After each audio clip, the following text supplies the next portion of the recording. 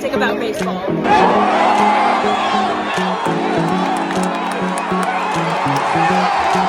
How would you have reacted when you were playing third base if the Red Sox brought in another guy and said he's replacing you and you have to play another position? I'd have moved to first if I'm making $350 million. Comerica Park has the best bullpen access of any MLB ballpark. If Verlander hadn't won 2 World Series in Houston, no one would ever even ask this question. But when he does decide to retire, is it going to be the team that drafted him and he spent most of his career, or the team that he went to later on and yes, won 2 World Series, but come on. It's that time of year where the NFL drafts another group of grown men who are going to get paid millions of dollars to tackle each other. So here's a little crash course on the NFL draft for the girls, because the NFL draft is actually a lot easier to understand than other sports.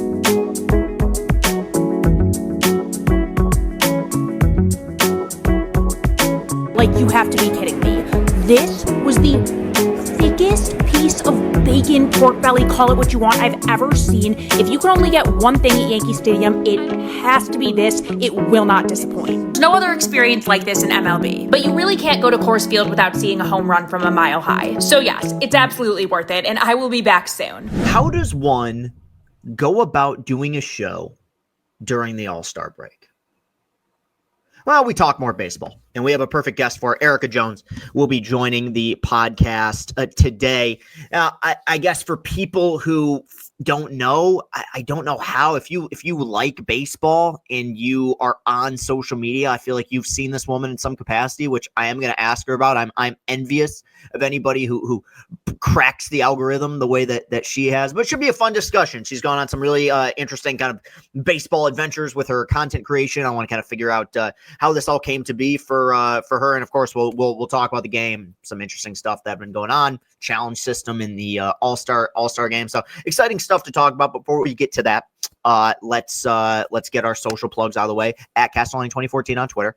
We are on Apple Podcasts in audio form. We are on Spotify. If you're watching this on YouTube, hit that like button, hit that subscribe button, and of course, CastellaniContent.com is getting updated every single day with the content that Austin and I create. One-stop shop for everything we make. It's all beautifully there. It's organized. All episodes of the podcast, all Tiger videos, all movie reviews. Just saw Superman. It was awesome. So yeah, go check out all of those. And I think, yeah, we're getting better. It's like those, in the racing world, and I don't know anything about NASCAR, but I did see the F1 movie, and the pit stops. That's what the social media plugs are. They're like little pit stops. We replace the tires, we screw in the screws, and we're off. So let's jump right ahead to our interview with Erica Jones.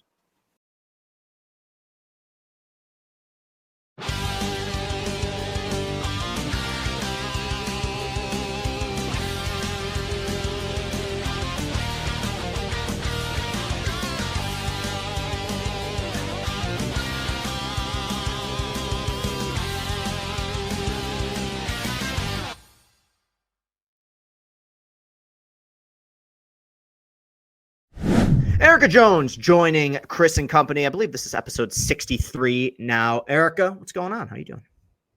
I'm good. It is a good 110 degrees here in Vegas, so we like to stay inside during this time. Are you, I didn't expect to ask about this, but are you excited about the prospect of baseball in Vegas? I will not be here anymore by the time we have a baseball team. I'm just being 100% honest. I love Vegas. It's great, but it's not a long-term place for me at all. Yeah, no, I kind of figured, and especially I logistically with that ballpark and everything, what they're trying to do. I mean, it could be similar. Do you know if they're trying to make that a dome or a retractable roof? I feel like you have to if it's going to be. Yeah, I mean, 100. In fact, I don't even necessarily know if it's retractable. It might just be like a dome type thing. I don't know 100%, but they did start building it officially, so that's really cool. I mean, it's supposed to be beautiful. Like all of those I've seen are absolutely stunning, so I'll definitely visit, but it's not going to be my home team. No, I feel you. So let's jump into it, because I was saying this a little bit off the air, but you and Kate Maniscalco to me are two people that I didn't know of you until like a year ago. And now I feel like I see you every day. Like you're constantly grinding, you're putting out content, you do really good stuff.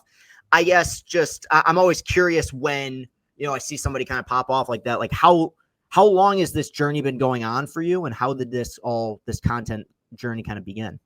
Yeah, well, this journey is just getting started. That's one thing for sure. Yeah. I, it kind of fell into my lap, so to speak, which sounds weird, but I went to school, I studied broadcast journalism, and I always thought I was just going to go the typical sports reporter route, go to small market news, work my way up, ESPN, MLB Network. And don't get me wrong, like I still have those big dreams. That's what I want to do ultimately, 100%. But I was working in small market TV when I first graduated college. I actually went to a small little station in Eugene, Oregon, and I was the local sports girl there. The hardest part for me, I was like, how am I going to move to a place that doesn't have an MLB team? But like I said, I was, just determined to go that route, do whatever I had to do. I'm from Detroit. I went to the University of Miami. And around that time when I graduated college, I kind of started posting content on TikTok, but like nothing serious. I think I did a couple of videos. Like I did one that I was like, 27 is the best number in baseball. Here's why, talking about Mike Trout and Giancarlo Stanton, Jose Altuve at the time, like all these guys. And that video like did kind of well, but again, I thought nothing of it. Moved to Oregon, was working there, and I would still post content a little bit, but nothing serious. Then after my time in Oregon with that job, I got another opportunity in Vegas to work actually for a sports card company, like doing all their social media. And at that time, I had a little more flexibility with my schedule because in small market TV, you have zero flexibility. So I started posting a lot more content, taking it more seriously. And then I started working with different brands, and I kind of got to the point where I was like, wow, this is where sports media is heading, is all social media, online, YouTube, podcasts. Like that is the future of this industry. I want to be at the forefront of that. So I decided I was going to maybe not look for another TV job right away. And I stayed with the other job doing social media that I had, continued making my own content. And then about 6 months ago, actually, I finally took the big leap and I was like, I think I can do this full time. And yeah, I did that. It was really scary at first, obviously, when you're not getting that steady paycheck anymore. But it's been great. And I mean, yeah, just posting so much content all the time. It's been so incredible that I have the opportunity now to travel and work with different brands because, that's the biggest thing. I make my own schedule now. I kind of do whatever I want, which there's a lot of beauty and flexibility in that. And yeah, it's been really great. So that was so long-winded to answer your question. No, I like that though. I appreciate it. But yeah, it's been a long journey. I would say, so I graduated college in 2022 and that's when I said like I posted probably my first TikTok back then. But I wasn't doing this seriously until I would say, I don't know, a year, 2 years ago, but then full time the past 6 months. So now it's really, all day, every day I wake up and I film, edit, post. So I'm glad to hear that you're seeing more of my stuff because no, you've been rolling, and you mentioned kind of your background and coming up doing like, sports news and stuff like that. I think it's weird how much things evolve because I think the life of a content creator versus the life of, let's say, a sports journalist, well, in a similar field is drastically different. So like for you, you mentioned being a little bit nervous about it at first. What was the harder adjustment? Was it constantly being on camera, or was it figuring out the editing and kind of the cutting process involved with making sure that you are developing content that really pops? Definitely the latter. Yeah. I've never had a problem with being on camera. I mean, naturally being a female, there's always like I want to look good, have my hair and makeup done, that kind of thing. But there's ways to get around that. I can pull my hair back on any given day and make it more simple. Yeah, it's definitely the aspect of every video figuring out, okay, what's the hook? How am I going to edit this? How is it going to present on social media? Because when you're doing TV, you don't have to worry about those things, right? You show up to work, you do your job, you cut your packages, and of course you still want your stuff to be good, but your performance is not based on, how many views did this segment get? I mean, sure, the TV station looks at those numbers on the back end, but that's not what you're there for. At the end of the day, like you're there to do your job.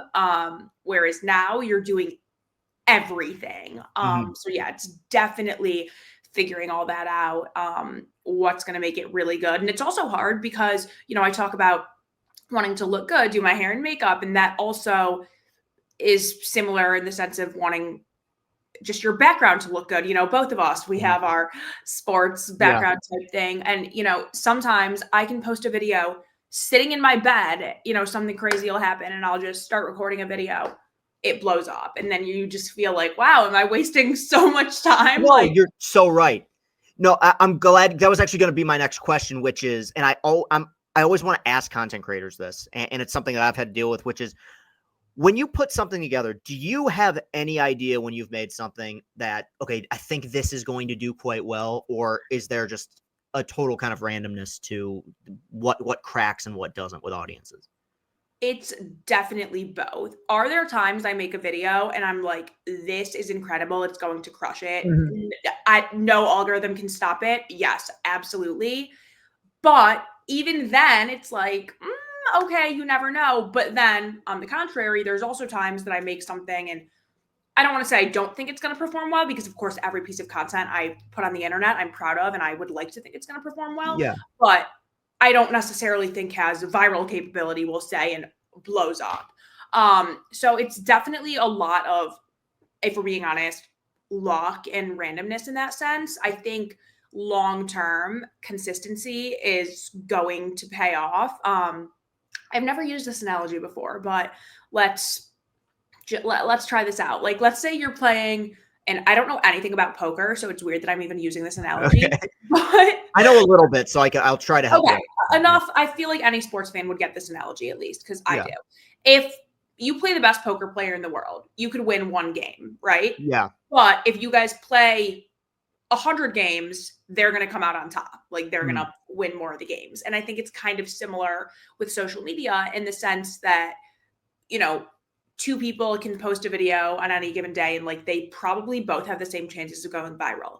But over time, the person that has strategy, consistency, is putting in the work, is going to have long-term success, is kind of how I view it. So is there an element of luck and randomness? Absolutely. But over time, I think I know there is strategy that goes into it. And it's so tough. And the way that I've always looked at it is like, there's content that's really good, there's content that's popular, and the best is where both of those things kind of intersect with each other. Like making something that you can be really proud of, like the stuff you put out, or like what I at least try to put out. But again, you never know. I've made this analogy before. I've told this story before, but I mean, I've been doing tiger videos for almost a decade now, and yet maybe the most like positively, like universally well received piece of content I ever put out was I was 27 and I smoked a cigarette for the first time on camera. And it was like it got like, it went off. Like, you just never know. And I posted like 2 p.m. on a Monday. Like, there's just a kind of a randomness to it. I want to go back to kind of your background, because you said you're from Detroit. Now, you said you went to Miami because of how the colleges like to confuse me. Are we talking Coral Gables, or are we talking Miami of Ohio? Coral Gables. Okay. Yeah. All right. Yeah. So that's the way to go. Obviously, like, I'm from Michigan. I'm from Lansing. So like I went to Central Michigan and Mount Pleasant. Okay, So cool. Yeah. I didn't know are you in Lansing still? I am. Yeah. I go down to Detroit all the time. I mean, our mainstay is doing Detroit sports stuff. So like, but you picked the right way to go, because like I still, and I don't know how you feel about this, I'm 30. I still Michigan winters. Like, no, like, so you being down in Coral Gables for several years and not having to worry about that, I'm sure was wonderful. What got you to love baseball? What got you into baseball? Yeah. So I always say, like, I grew up on baseball. My dad and brother, it was always on in my house. My dad's from New England, so huge Boston Red Sox fan. Obviously, we have to get into that too. The fact that I'm not a Tigers fan, which it's weird. I kind of wish I was now, but for the first time in a long time. It's like the Tigers are better than my Red Sox for the first time in my life, and I don't know how to act. It's a little weird. But yeah, so my dad's from New England. Obviously moved to Detroit, met my mom, raised my brother and I there. So I was born and raised on Red Sox baseball. Like it was there was nothing else. It's funny though, because only Red Sox, like I'm a fan of all other Detroit sports, Right. but I'm a Red Sox fan, which I will say I love, because we can get more into this later. I keep deviating from the question, but I take so much pride in being able to cheer for teams from my hometown, because I don't get that with the Red Sox. So like it's been so much fun, like with the Lions the past few years. But anyway, so yeah, born and raised on Red Sox baseball. Every summer, my dad and my brother would go somewhere on a different baseball trip. They would just go to a new stadium to see the Red Sox play on the road every year. My mom and I would go, and I'm so embarrassed to admit this now, but my mom and I wouldn't even go to the games. I didn't care when I was younger. Like we would go shopping, go to lunch. I didn't care about going to the baseball game. I would go to a few games a year when the Red Sox would be at Comerica playing the Tigers. And I always loved the environment. But I didn't really watch the game. I mean, now I still don't really watch the game because I'm doing content the whole time. Right. No, I'm kidding. But it is tough when you're creating content the whole time to actually be that locked in on the game. That's another thing. Like I would love to talk about. But yeah, so I was always like around the game. I always loved the environment. But I was never like really into baseball. And then I don't remember how old I was, but Heidi Watney was the Red Sox sideline reporter. And so this was probably had to be close to a decade ago. I really don't remember. Yeah. Because there's been a few people since her. And she's been on MLB Network for a while. Yeah. And I think she does a lot of golf stuff. And she hosted Quick Pitch for a while, but now I honestly don't know exactly. I think a lot of us reporters, content creators, everyone has a million different jobs. It's hard to keep track of exactly what they're doing. But she was the Red Sox sideline reporter, and I was like, wait, I want to be like her one day. And naturally my mom laughed in my face. She's like, nothing about baseball. That's never going to happen. And I'm like, okay, watch me. But even still, I saw her and I was like, oh my God, that's my dream. I would love to do that one day. But it still didn't totally click for me how much I loved baseball until I had decided that I wanted to do broadcast. That was for sure, because I always knew I wanted to have a platform. I always knew I wanted to entertain people. As a kid, I, dancing, singing, acting, did all of that. I was like, okay, I'm not really talented in that way. I'm never going to be on Broadway, or I still think I'm going to be a movie star if we're being honest, but you'll get there. Keep it going. Thank you. I didn't really have a lot of talent in that sense. So I was like, okay, how can I find another avenue to still have a platform, entertain people, talk to people? And I was like, wow, I could do broadcast. So I had figured that out, but I was like, I don't want to cover hard news, politics, pandemics. None of that sounded interesting to me. So I was like, sports. It made a lot of sense to me. And it was kind of something that I feel like was always right in front of me, but I never took advantage of, in the sense that, like I said, I grew up on it. Sports was always on in my house. It was all we ever talked about. We traveled every year to, go to different sporting events, and I just never took advantage of it. And then finally one summer I told my brother, I was like, I'm going to lock in on this. I want to do this. And we just spent that entire year. He taught me everything about baseball. I fell in love with the game. And I never looked back. We went, I think I was maybe not that summer, but the summer after, I was back home in Detroit. We went to so many Tigers games, which at the time, these were the glory days when the Tigers would win, 60, 70 games. Not that bad. I don't know. How many games were they winning in the really rough years? Oh, dude. we bottomed out at 48. I remember we lost, or 47. It was, we were losing on average about 100 games a year. Okay. Yeah. Well, but I'm not even talking about that. Just a few years, let's say 4 summers ago. Okay. Oh yeah. No, I know. We lost 96 3 years ago. I mean, it's not that far in the rear view. Not at all. Fun time. Yeah. A few summers ago, I was home and my brother and I just went to so many games. And the point is, no one was at these games. So Comerica Park security was super chill. They kind of just let you sit wherever you want. So we would, get so close up. I would get such cool content of the players. And I guess that is also kind of how I maybe started to, I don't want to say start doing social media, because I wasn't posting this stuff at the time, but content creation with my phone, maybe that was my early stages before I even realized it, where I knew I had a passion for getting so close up to the athletes and recording videos and that kind of stuff. Also, I've made videos about this. Comerica Park has the greatest bullpen access from Yes, I agree. viewer fan standpoint. Mhm. So I remember we would go.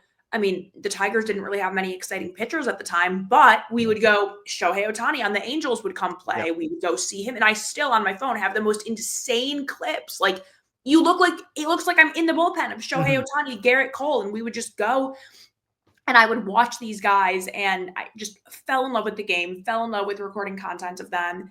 So that's how it kind of happened. I need to work on being a little more concise. See, you can tell when I like it. I know this is you talk for a living. That's good. I mean, yeah, but it's there's such a difference, obviously, between when you're creating a social media video and I don't script my videos, but it's planned out in the sense of I know what I'm going to say. I know it's going to be a minute or 90 seconds. Whereas now I'm like, oh yeah, I could talk forever.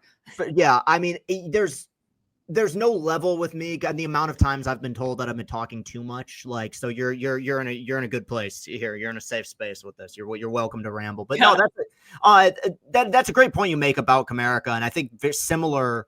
I'm a pitching guy. Like I like the art of pitching and like following it. So like when we were struggling, and like the key pieces in our farm system that had just gotten called up were like Mize and Scooble. So I would get tickets out in left field to watch this like kind of unknown rookie warm up. And now like, I mean, if you're gonna get Scooble pitch and tickets in left field are going to be like way back. Like people like they want to watch the guy warm up. They want to watch the guy pitch. So it's exciting to see that kind of evolution. I do find it funny though, that like your fandom evens out because while you've had all the jubilation with the Red Sox, you could have taken the easy way out and been a Patriots fan for your entire life. And you didn't. You literally went the polar opposite with the Lions. Like you could have had 6 championship parades to go to. So I think it's more than even. And I'm really happy to have somebody who's a Detroit native on here, just because I think everybody in Michigan right now is taking so much pride, not just in what the teams are doing, but the way that the team's ascension is kind of mirroring the city's ascension. Like more people. 100%. And I think it was one big moment was the NFL draft when they had so many people, and people were coming away from it being like, man, like this is a different Detroit than I've seen. I guess in recent, and I don't know how often you've been, I know you went there recently for the Red Sox series, but like just how much has Detroit, just based on the eye test, evolved in your mind? Because I feel like every time I go down there, I see something new and different and fun. I'm so happy you asked me about this. Yeah. So we're going to start over. Okay, no, go ahead. I want to say something. Growing up, I was embarrassed to be from Detroit. I'm not kidding. When I went to college, I went out of state and I always wanted to get as far away from home as possible. I felt like, aside from, of course, my family, I had no ties there. I was like, screw this place. I don't want to be here. Like, Detroit is a not nice place. I could have said every bad thing about Detroit ever. Any stereotype that people had, I was like, oh yeah, for sure. Like, screw Detroit. Like, I don't resonate with that place. They don't claim me. I went to school and people would be like, where are you from? I'm like, oh, Detroit. It was not something I was proud of, which sounds so silly and ridiculous. And I'm so embarrassed to even admit that now, because first of all, Detroit has always been a great place. Okay. Yeah. I think that it has developed a lot, which we're going to get into, but I grew up in a suburb and it was always a great place. I was just young and immature and didn't realize that. But now seeing the way that the city has evolved, and it's, I guess you could say, a coincidence that the teams have also gotten a lot better as they've put a lot of money into the city. Obviously, there's been a lot of that with just, real estate and having a lot of people investing in it and really developing it. I wasn't in college in Detroit, so I don't know, but my friends, I mean, to this day, they go out on weekends in Detroit. Yeah. I would have never thought that was a thing to do. I'll be so honest. I would have thought like, oh, it's not safe to go out in Detroit. Now that's where people go. Detroit, Royal Oak, there's bars, there's nice restaurants. Even that I've done. My family and I, when I'm in town, like, we'll go to nice restaurants and have dinner in Detroit. And I'm not going to say it's like Chicago. Okay. We're not there yet. No. But in the next 5-10 years, Chicago's got to run for its money, because Detroit, I'm serious. Yeah. And then you talk about also with the sports teams, it has been like I said, I don't know if it's totally fair to call it a coincidence because I mean, there has to be some correlation with, putting money into things and people actually caring and the owners wanting to invest. But the teams being good and the way that people, I know I'm not the only one, take pride in the city and rally around the city has been the coolest thing to watch. People want to be in Detroit. People want to go to games. And if that's what's getting people down there and then they're staying to go to a nice dinner after or hang out at Tin Roof across from Comerica Park, whatever it is, getting people down there has just been the coolest thing. And I remember I flew so I guess this was in January for the the Lions only had one playoff game this year.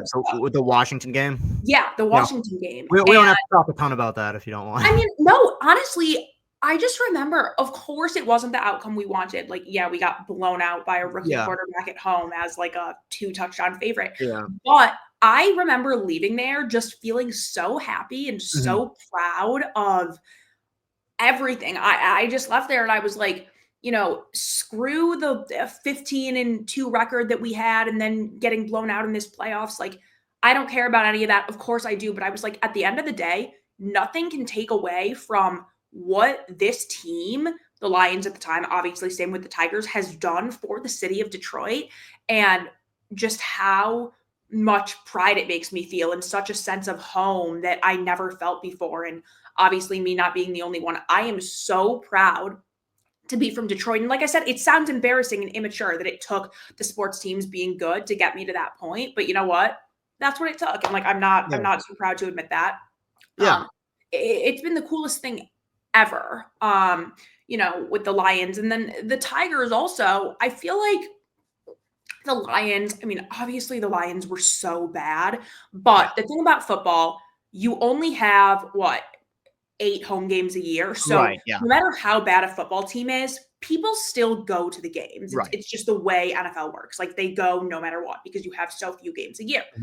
Not with baseball, right? So like I said, you'd go to Tigers games, no one was there. I remember, when they would play the Blue Jays, sometimes people would show up because, they like to come. It's super close to come from Canada there, a lot of fans. But like, no one would be there. And now just going, like I said, I went for the Red Sox series and it's funny because the Red Sox got swept and naturally I'm like, yeah, the Red Sox are my team. It sucks to see them get swept, but same thing. I'm like, I leave there and I'm like, I'm happy for Detroit fans. As crazy as it is, these are my people. Of course I'm a Red Sox fan, but the Detroit fans are my people. I'm not happy they swept my team, but I'm happy for this fan base. And it's just such a cool thing. Of course, I love my Red Sox more than anything. But yeah, there are times, just because the team's good now, but I'm like, yeah, it would be so fun if I could be a Tigers fan because the pride and joy I feel as a Lions fan, I would love to experience that year round. And I don't. I was born into being a Red Sox fan. I always will be. And that's great. But I think, one thing that a lot of non-sports fans don't realize is you don't necessarily pick your sports teams. Like you're born into them. Yeah. And of course, some people have stories of, oh, I was a little kid and I saw someone wearing a Colts hat. I actually have a friend that's like randomly a Colts fan. Yeah. So I became a fan, but like a lot of times, like you are born into fan bases and that's just the way it is. And again, I love it. I'm not complaining. Love my Red Sox. We ride with them through the ups and the downs. But yeah, I definitely think that there's something really cool about being a fan of your hometown team and being able to go back there and see what it's like. And it just makes me so happy. Like when I go to Detroit and I see all of that, I mean, I will most definitely be in Detroit during the postseason this year, regardless of who they're playing. And it's the coolest thing ever. It really is. And it's one of those things where obviously the end goal, you want to see championships, you want to see parades. But to me, like, it's with the Lions and the Tigers, especially, we were so bad for so long that, like, I remember, and I even said this, the Sunday night game that we had against the Twins a few weeks ago, where, Tarek went 7 scoreless and, it was on national TV. Just like those, I think back to how bad things were. And like the few crazy people like me who were staying up like during West Coast trips when we were like a 40-win team and just being like, now like this is kind of worth it. And there is like such a sense of pride that comes with that. And yeah, I mean, you bring up the Ford Field to me is, and that's why one of the best things about the Lions getting good is people realize Ford Field is a legit home field advantage. I mean, I was there for all the home playoff games that they've had over the last 2 years. And like, that is, first of all, it's indoors, which I love. Again, Michigan winters. I'm not. Oh yeah. I went to Lambeau this past season and playing indoors is huge. And I've talked about it and some people like say that that's a sacrilege and that like I'm going against what football weather, you know, if that's the case, that's the case. But like, I enjoy like heated air conditioned, like, you know, not 0-degree weather, going to Ford Field. So no, like it's a super fascinating story you have, but I really appreciate the content you do. So I just kind of wanted to pick your brain about a few baseball things that you've talked about in some of your recent videos. And yeah, which here we go. Yeah. You brought it up, and by the time this airs, I think the game will have already been played, but I really like the idea of they're having the ABS challenge system in the All-Star game. I think it's really cool. Now, one thing that I think is getting overlooked a little bit, because I think it's inevitable that we're going to get in the big leagues probably next year at the latest by 26. I think it'll be next year. But bad umpiring, as frustrating as it is, can be very fun in a certain way for content. I mean, like the compilations of Angel Hernandez screwing up, or like the John Boy lip read, stuff like that. As a content creator, well, I believe that you're in like support of the challenge system. Do you have any concern of it maybe taking away from the entertainment of the game and kind of removing that human element just to a certain extent? So if we completely got rid of human umpires, I would say yes, for sure. Sure. And I'm glad you bring that up. However, I don't think we're ever getting rid of humans. I think that ABS is going to essentially check their work, and they get 2 challenges per game. At least that's what it is right now. There's way more than 2 times that some of these home plate umpires are making bad calls per game. So do I think it will limit the damage? Yes, hopefully. And as much as it is great for the content and the human element, I mean, some of these calls are just so ridiculous that I can't even be like, oh, I could have made a good video about that. No, we need to fix it. But there's still going to be that element. And also, I think even more so, it's kind of going to be funny now that we will be able to challenge these and overturn the calls. I think it'll be good content to be like, look how ridiculous this call the umpire made that we were then able to overturn because of ABS. So yes, there's definitely validity in what you're saying of like taking away that element, but I don't think it's going anywhere. I think we're just going to limit the damage. At least that's the hope. Yeah. And I agree in that based on what I've seen, and I know like Wimbledon's going on at the time of this recording, but if anyone's ever watched tennis and the replay system they have, it's very similar to the Hawkeye just challenge system, where they still have human umpires and they still have people that call balls in and out, but you can, you know, challenge throughout a match. It'll be similar with baseball. I also think like I think it's perfect because it is in some ways imperfect, because there are those certain instances where like a catcher will set up inside, the pitch will be way outside, but by definition will be in the zone and it'll look like a ball in a lot of ways. And so I feel like there's going to be some adjustments. There's going to be some, you know, some kind of wonkiness to it, similar to the pitch clock, but it's bizarre how quickly people adjust. Because I remember the first spring training of the pitch clock, how guys were like every other at bat were striking out or getting called for violations. And then by the regular season, guys were just used to it. I think yeah, go ahead. I don't even notice it anymore. Right, I know. Yeah, and I also, maybe it's my short attention span. I love baseball more than anything. I love the pitch clock. I think it's made things so much better and so much more fun, especially, you know, I mean, Tiger games locally start at 6:40. They're done by 9:30. Right. I mean, it's crazy. I think it's better. It's more accessible for the fans as well.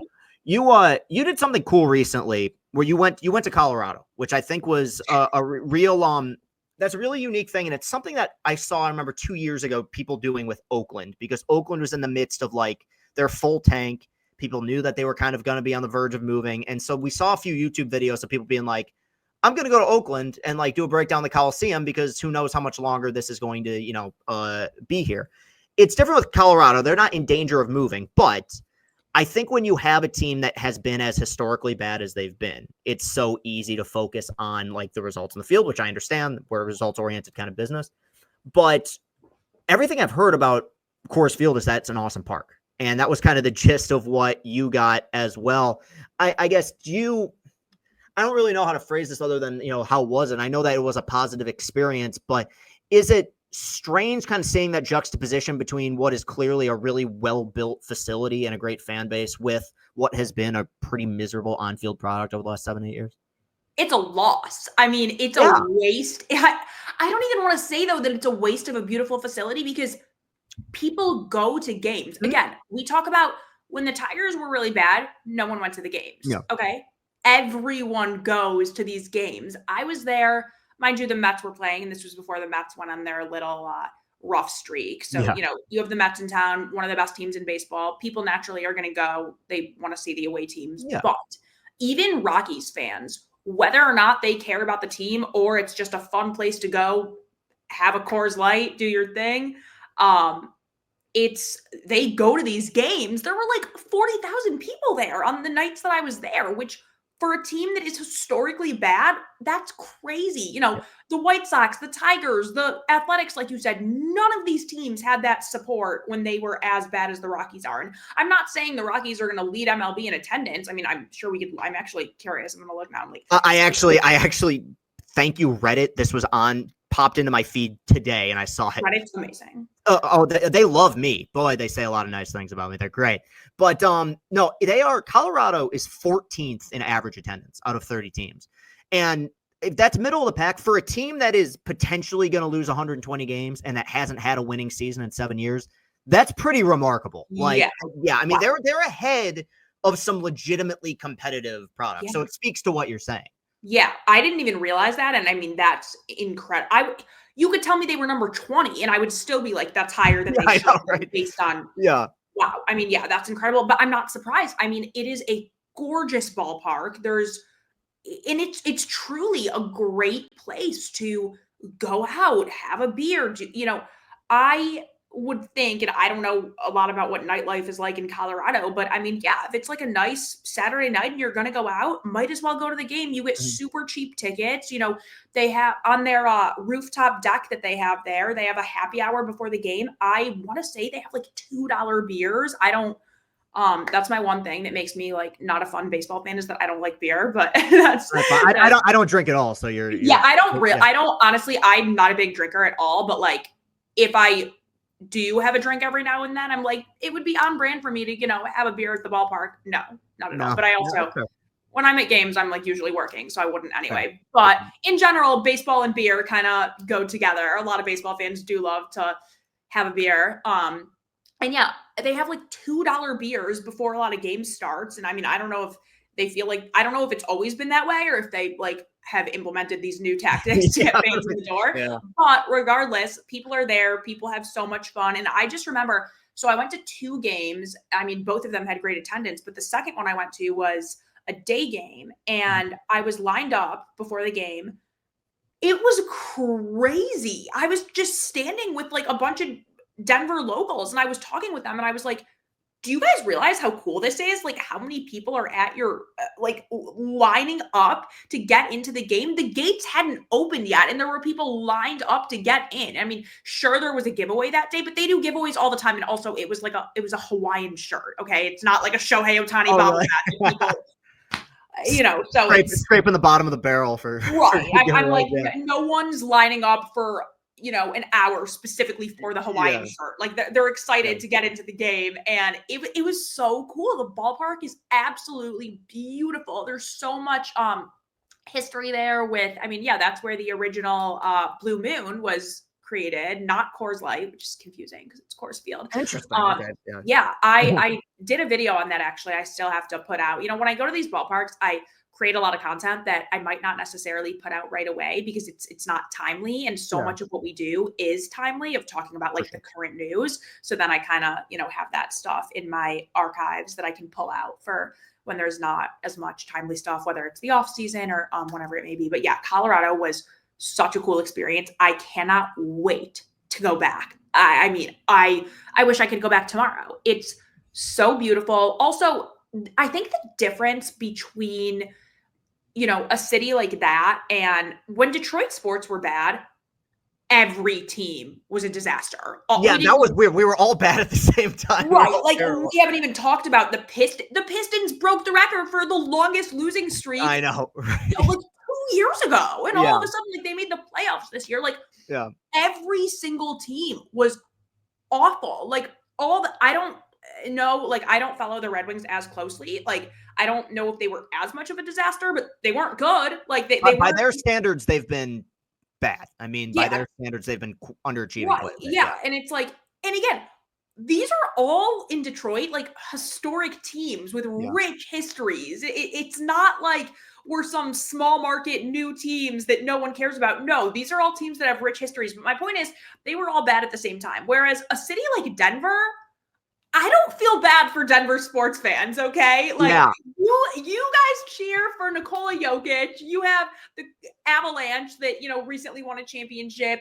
The Nuggets, even the Broncos are up and coming. Made the playoffs last year, yeah. Right, Bo Nix now. So it's like all of the other teams are very good and very exciting. It's just the Rockies. Yeah.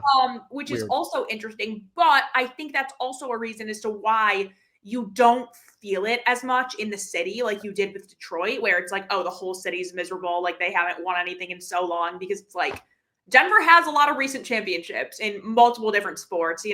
Their fan base has experienced success. So you're not sitting around feeling badly for that fan base. And like you said, I think it's also an interesting thing because generally when a team is that historically bad, whether it be with the White Sox or the Athletics, people are like, sell the team, move, like, screw this. You're not hearing that with Colorado because obviously they're not going to move. Like, it's a great market and whatever, but as far as, the sell the team, even that, I feel like you're not hearing it as much. And I don't know why that is, because obviously they need to do something to figure out what's going on there. But, it is such a beautiful place. And I would say every baseball fan needs to go there. And I think it was cool getting to go there during the worst season ever, because it's like, wow, I got on a plane to go see a team that at that point they were on pace to win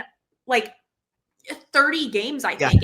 They went on like a mini hot streak, so I don't know exactly where they're at, right? But there was a time where it was like 25 wins. Yes, it's so I actually, it'll be out by the time this comes out, but I just filmed a video yesterday. I have to edit it and get it up today, actually. And the topic of the video is, we're not giving the Rockies enough credit for how much they've improved this season. And I'm like, I'm not saying they're some great team. They're still going to lose 120 games, but not that long ago, they were on pace to win less than 25 games, and now they have 21 as of yesterday. So they have 21 wins before the All-Star break. So by no means, they're still a disaster, but for a long time, it seemed like a no-brainer that they were going to break the White Sox record from last year as the worst record in modern history, and they're not on pace to even break that record anymore. So there's been they've gone from worst team this year, or they went from worst team in MLB history to only worst team since last year, because the White Sox were worse. Small incremental steps for sure. Yeah. It's an interesting thing that you bring up. And I think that when it comes to sports, like fandom, and especially when it comes to like the misery of it all, it hits harder in the northern part of the country, like the Midwest part of the country, to me. I worked at a gas station for 2 years, and like, so people walking in with their newspapers saying that the Lions lost by 30 and it's 20 degrees outside, and I'm giving them like their coffee and their cigarettes, and people are just miserable. It just doesn't hit the same in like LA or Denver, where it's like, it doesn't hit as hard. But that's a really interesting insight. And obviously I have to ask about this, because with you being a Red Sox fan, I find one of the most intriguing MLB soap operas of recent history to be this whole Rafi Devers divorce, because I think that, and that's the word I use, just because I think the communication from the beginning was very poor with this. And the way that I stand on it right now is, I'm really not crazy about a player generally refusing to move to a certain position. I mean, we live in a world now where Javi Baez is an all-star center fielder. Like, I just feel like, yeah, I know. It's like, I do I do believe in, like, ultimately I understand the contract situation, but you got to help the team the best you can. At the same time, I don't think that Breslow nearly had the infatuation with Devers that the previous regime had. I think that some of those promises that were made by the previous regime definitely did not carry over. And I think they made a serious mistake not really consulting with Rafi Devers about the idea of, hey, Bregman's on the table if we signed him. I think that it was something that really an idea that wasn't brought to him until spring training. And then obviously Casas gets injured and it kind of falls apart. As somebody who obviously has an attachment to Rafi, watch him win a championship here, make multiple all-star teams, where do you stand? Like, which side of the aisle are you on in terms of the blame game regarding the Rafi Devers separation? At first, it was very much, you have to blame the front office. Yeah. How do you trade a player like that, regardless of how much of a diva they are? And that's not to say that I'm in support of players acting like that and being divas. Absolutely not. But it's Rafael Devers. It's your franchise player. Like, he's the one thing that you still had from your 2018 championship team. He's the one thing you're holding on to, especially in recent years. Ownership has just been letting the fan base down time and time again. And he is the one thing that you still feel like you have. How do you get rid of him for so little return, respectfully, to, the other guys? I mean, it just absolutely was like, you had to have been able to figure this out. Like, go to couples counseling, do something. Right. There's no way that sending him across the country was the last resort thing that you had to do. Yeah. However, as time has gone on, I think that there's two sides to every story. I was at Fanatics Fest a few weeks ago, and I got to do an interview with Wade Boggs, and I asked him about it because I thought it was really interesting to get the perspective of someone that played his position, and B, played a while ago. And I'm like, how would you have reacted if this was you? And they brought in another guy and were like, all right, he's playing your position. And I mean, yeah, he's like, there's two sides to every story. And he's like, I don't even think Rafael Devers' side has come out yet. And you know what? It probably never will. Yeah. But I thought that was a very interesting point. We can say all we want. Oh, how could he ever do that? Like, he wasn't a team player, but then by the same token, get mad that they got rid of him. The more time that's gone on, it does seem to me like it became an irreputable situation. Situation. But it could have been avoided for sure if they handled it differently from the beginning. And quite frankly, Craig Breslow admitted that. That's one thing that, to his credit, Sam Kennedy and Craig Breslow, in their press conference that they did, finally acknowledging the trade, they didn't try to justify it. By no means did they try to make it seem like, oh yeah, we think that the return we got is, fantastic. They straight up said, like, there's no return we could have gotten that would have been adequate for a player like Rafael Devers. Like, they didn't try to sugarcoat it or make it seem like it was a baseball decision. It was not a baseball decision. And, that's very clear.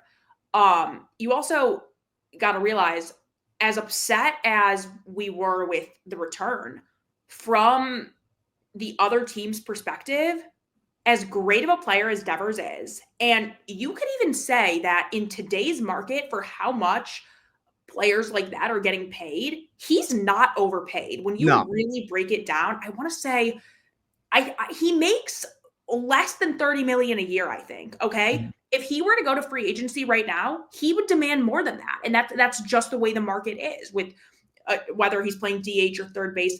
But to get a player, or to get a team to commit to paying someone close to $300 million after all the drama that there's been and all the issues in the clubhouse, it's like, you can't expect many teams to want to do that. So I think, as bad as the return was, a huge thing is the fact that the Red Sox didn't have to give any cash. They took over that entire contract. Another thing that was very, very telling, and I think has a little bit shifted my mindset, is that no one in the Red Sox clubhouse seemed sad to see him go, which is crazy. And they've been playing well. They've won like 7 in a row. Yeah. Even, Jaron Duran, who's obviously become such a big part of the organization. I mean, there's talks that he could be gone within the next couple of weeks, but he had done an interview right after the situation, and he literally said, like, I mean, what? It's just another player. There's 26 guys. I mean, my jaw was on the floor. I'm like, I cannot believe he just spoke that way about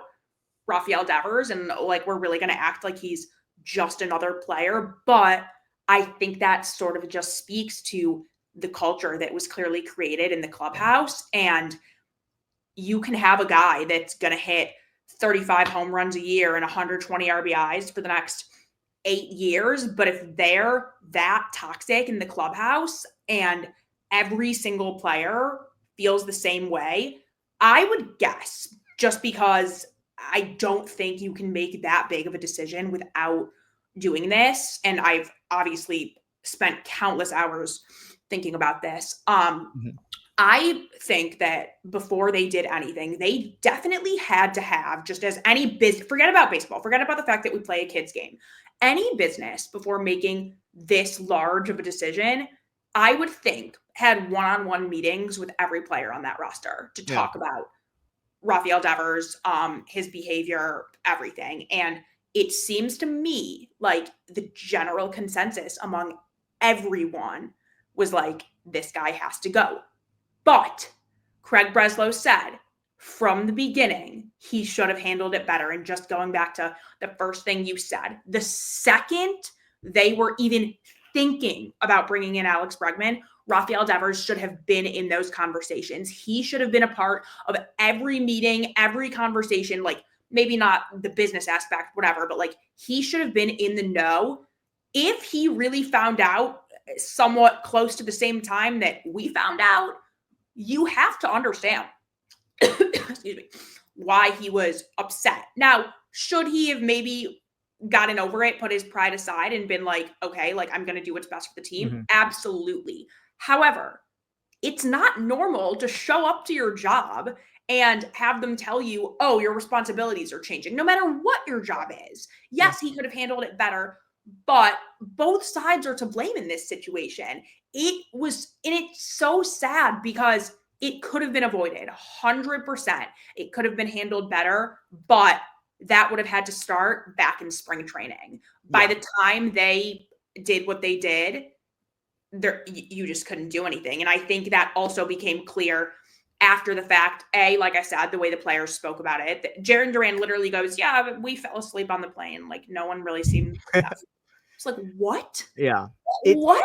Like, but I mean, yeah. And then also the way that you could just see Devers, like when he got to San Francisco, I mean, his whole demeanor just changed, and it made me sad because I was like, wow, he's been miserable in Boston for a while. You could just tell. It's interesting because like team chemistry in the sport matters so much. It's not just getting the best players, it's about getting the right ones. And I remember a situation that this is comparable to kind of on the other end was, I remember when the Tigers signed Prince Fielder back in the day. And there was the next 2 years, it was between Miguel Cabrera and Mike Trout for MVP. And people were always pointing out Mike Trout's WAR and how great he was, and he was great. But what people always forgot is Miggy said, hey, you guys get Prince Fielder, I'll move to third base. Like, I'll do it. And they talked to him before they made those negotiations to make sure that he was comfortable with it. And those are things that, like, that's not something that's quantifiable on a stat sheet, but it's, really important. I also think what's very important for Breslow here is, you're right, they were able to jump the contract, and that's why there's like a time release on this. You can't quite assess it until probably a year or two down the road. They need to spend the money that San Francisco took on other players, or else it's just going to look like a salary dump. That's going to be the ultimate test here. I mean, it's like the Yankees, as frustrated as they were not re-signing Juan Soto, they did spend money to trade and bring on the Bellinger contract, and they got Goldschmidt, and they added Fried, and they add some pieces that have made them be, successful at points this year. The Red Sox, I think, need to do something similar, and they certainly have the money and the infrastructure to do it. You'd think. You think. I know it's weird how it's worked, just because there was, I mean, in my lifetime, at least, when I think of like stable front offices, I think of Boston. I mean, they've won 4 championships in my lifetime, and yet, it's been a much different go of things over the last few years. Last question here as we kind of transition into the second half of the Major League Baseball season. But so far with 90 plus games into the season, it's been, a lot of unpredictable moments, a lot of unpredictable things that have come on. What's been the biggest happy surprise for you so far, whether it's a player or a team, what have you, so far in the 2025 season that's brought a smile to your face? Happy surprise. Oh, Aroldis Chapman. Wow. I felt like I had to stick with my Red Sox here just because there's been so much negativity and drama. And, the Red Sox have certainly maintained relevance. Everyone's talking about them, but Chapman, I love him. And it's so funny because he was on the Yankees for a while. So naturally I hated that guy. Right. Oh, Chapman, he's overrated. He walks a lot of guys. He's 37 years old, arguably the best closer in the league. He's having a career year. I said in a video yesterday, if the Red Sox trade Chapman, to me, that means they're giving up on the season because you could argue that a closer like that is the most important piece of a championship team. Yeah. Because you're going to play a lot of close games. And I said Chapman's either going to stay on the Red Sox and help them contend this year, or he's going to go to another contending team. The Cubs rented him in 2016, won a title. It's almost 10 years later. Wow. I just realized, he is dealing. He's been so fun to watch. Also, Roman Anthony has come up and been incredible. Obviously that's been great, but it's not like a surprise. It always still is because, a guy can be the number one prospect, but then still flop and be a bust, or especially when they first come up, some guys take a little while. No, he's going to be a top 5 MVP next year. But there's a lot of positives with this Red Sox organization for sure. Though a guy like Chapman, it's like, okay, do we think we can win in the next couple of years? Right. If not, that guy has a lot of value. It's interesting though, because I feel like for the last 6-7 years, we've been saying, hey, whether there's a time limit on how much Chapman's got left. And I feel like he's just going to be 45 throwing 102. It's just, he keeps his fastball velo, I think, has actually gone up this year. And somehow it's here. I would say for you guys as well in recent history, just because he's battled back from so many injuries, but the last month plus of Lucas Giolito has been a nice story. I was going to bring him up next. He looks like an ace. Yeah, I know. He looks great. His last 5 starts, he's held batters to a 180 batting average, opponents to a 180 batting average. 5-0. I think win-loss record is the worst stat ever for pitchers. Yes. But ask Paul Skeens. he's incredible. He's so amazing, and it's nuts. I'm so happy. And the Red Sox broadcast was just interviewing him yesterday, and they said, "Who's your favorite pitcher to watch?" And he said, "Aroldis Chapman." Lucas Giolito said that, but Giolito's been really cool because his first few starts, you were like, all right, get this guy off the team. He's done. He can't give us anything. But it's been really exciting. It's interesting because of the veteran pitchers that you guys had. I was higher coming into the year on Buehler than I was on Giolito, and I still want to believe in Buehler because I liked him so much in Los Angeles. And Same. I still don't think he's completely healthy. Now he's at a point now where you wonder, will he ever be? But it's interesting. That's why people take flyers out on these veteran guys. You never know who's going to find it. Severino ended up getting that huge contract with the Athletics after that 1 year kind of revival. I try to know my audience, so I don't want to speak for them necessarily, but I think my audience is going to love you. I think that you do a really great job. This was a phenomenal interview. You're super, super, super passionate and intelligent about this. And that's our MO here is we just love baseball, and you are very much welcome on the Tigers bandwagon if and when we make a deep run through the postseason. So I appreciate it. If you could just after we're done with the interview, just hang on and let your recording upload just for a few minutes. And then, but besides that, we'll make sure to link all your socials and everything. And thank you for coming on Chris and Company. No, I have to ask you something. What's up? Is there any world in which Justin Verlander doesn't go into the Hall of Fame as a Tiger? Okay. All right. So this is not the end of the show because this is going to take me a second. And that's fine. I think he does. I think he goes in as a Tiger. I do think there is a world where it's one of those cop-out things and he goes in just with a generic, like the way Roy Halladay did with a MLB hat. Just because, he won more Cy Youngs in Houston. He had a lower ERA in Houston. He won 2 world titles in Houston. He had a career revival there. I think he had a lot of great memories there and moments. I honestly believe if he would have finished his career in Houston and continued to put up, let's say, 2 more years of elite baseball, I think it'd be a different conversation. But now I still think he goes in as Tiger. I this is totally based on anecdotal, like just trying to read body language based on stuff that I've seen from him and stuff that I've seen from his brother. I think their heart is still in Detroit. That's not to say that they didn't love Houston, and he did amazing things there. Threw another no-hitter in Houston as well. Like there is an argument, but I do think, like, he was drafted so young and he spent his formative years in Detroit. First World Series appearance, first no-hitter, MVP. I think it will be in Detroit, but I would put it at right now, I would say 70-30, like between Detroit and Houston, because he did technically come back to Houston once after the trade. So it's not a real possibility we see him again, but that would be my guess. This will be the last point. And I don't think he even has a win yet this year.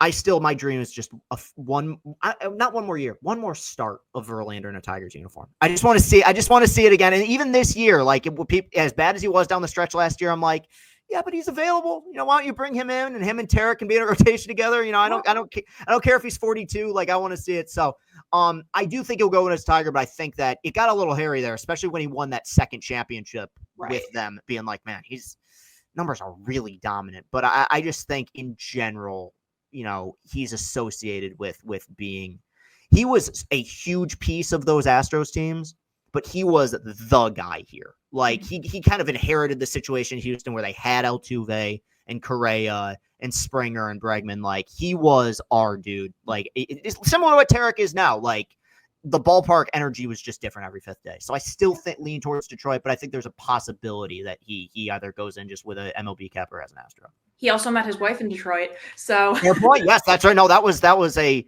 hotly talked about thing on Detroit sports radio for a long time, was him and Kate Upton started dating each other when he's here. So yeah, that's a good point. Well, I could talk to you all day, but I appreciate it, Erica. Thanks so much for coming on. Yeah. Appreciate her coming on. Yeah, that was a lot of fun. And I try to, when it comes to the content creators that I have on here, keep it a little bit more conversational. Like when we have journalists on here, I really enjoy it because I enjoy asking questions that I want to know the answer to. But this is somebody, that I have tremendous respect for. And it's one of those things where, they probably aren't super aware of me or what I've done. So, it's a little bit easier, I guess, when it's somebody who is local and familiar with the content. So it's not even easier isn't the right way to put it, because she gave us a great interview.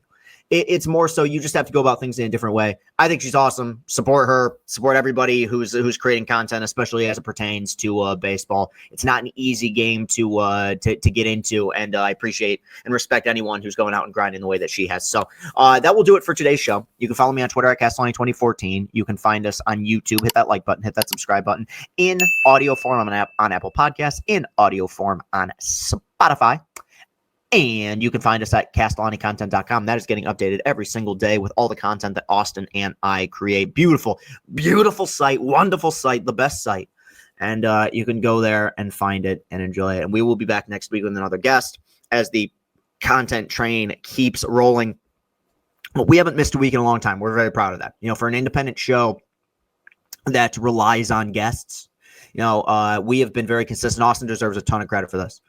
We've been very consistent with the people that we found. And there's obviously fluctuation, but at the same time, I think that the consistency's been there, and we've been able to chat it up with great guests like Erica. So appreciate all of you. I will talk to you all again real soon. Have a great rest of your day. Peace and happiness. It's an unfair game. We got to think differently.